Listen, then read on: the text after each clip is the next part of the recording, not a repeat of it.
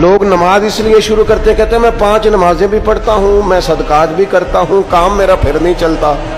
تو میں کہتا ہوں تمہیں پتہ ہی نہیں، نمازی کے لیے تو آزمائش ہے. جتنا ایمان کامل اتنی آزمائش بھی زیادہ. اور یہ میں اپنے پاس سے نہیں کہہ رہا. حضرت ابو سعید خدری رضی اللہ تعالیٰ عنہ فرماتے ہیں میں نبی پاک علیہ الصلوۃ والسلام کی خدمت میں حاضر ہوا اور حضور کے دست مبارک کو چومنے کے لیے میں نے اپنے ہاتھ جب آگے کیے تو تپش تھی، تیز بخار تھا نبی پاک کو. تو حضرت ابو سعید خدری رضی اللہ تعالیٰ عنہ ارشاد فرماتے ہیں کہ میں نے، یہ سنن ابن ماجہ میں موجود ہے، فرماتے میں نے عرض کیا یا رسول اللہ صلی اللہ علیہ وسلم اتنا تیز بخار؟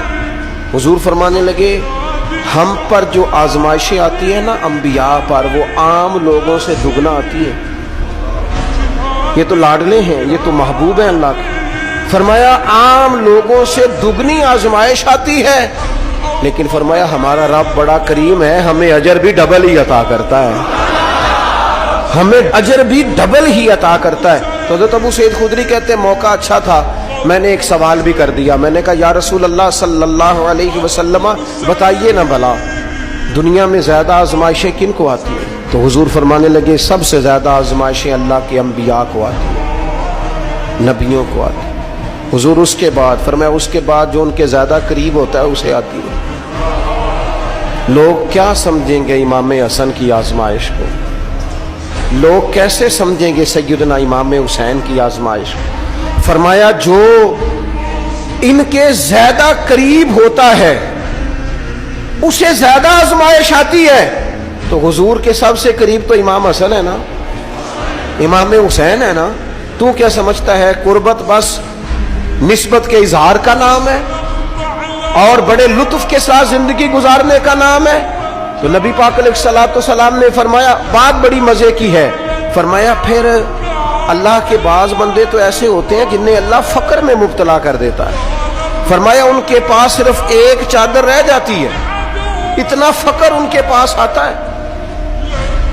لیکن جو حدیث کے آخری لفظ ہیں نا وہ وجد والے ہیں، وہ وجد والے ہیں، وہ سرور والے ہیں. ہمارا یہ مزاج ہوتا ہے کہ میٹھا میٹھا کھا جاؤ اور ذرا کڑوا آ جائے تو سویرے بھی رو شام بھی رو، حال ہی کوئی نہیں، غریبی بڑی، پریشانی بڑی، حضرت صاحب گھر سے بیماری جاتی نہیں. اور جناب کیا بتائیں، بعض لوگ تو ایسے ہیں جن کی بات سن کے لگتا ہے زندگی میں کبھی سوئے ہی نہیں، اتنے بڑے بڑے دکھ سناتے ہیں. او خدا کی رحمت کا بھی تو ذکر کرنا، خدا نے جو تیرے اوپر انعامات کیے ان کا بھی تو ذکر کرنا.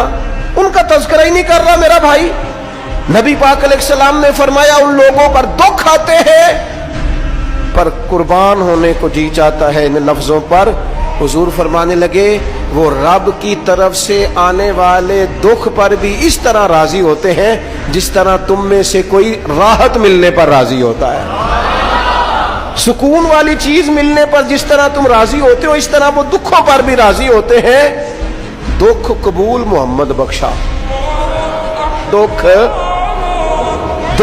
قبول محمد بخشا، پر ایک شرط لگائی چھوٹی سی میاں صاحب نے. انہوں نے کہا 100 دفعہ قبول ہے، دکھ 100 دفعہ قبول، دکھ قبول محمد بخشا پر راضی رہن پیارے. یہ شرط یہ ہے کہ تو راضی رہ، تو راضی رہ. دکھ قبول محمد بخشا، راضی رہن پیارے. اور حضرت سلطان صاحب کہنے لگے ایسا کیتی جان حوالے رب دے، ایسا عشق کمایا ہے اسی مرن تو پہلو ہی مر گیا، باہو تا مطلب نو پایا ہے.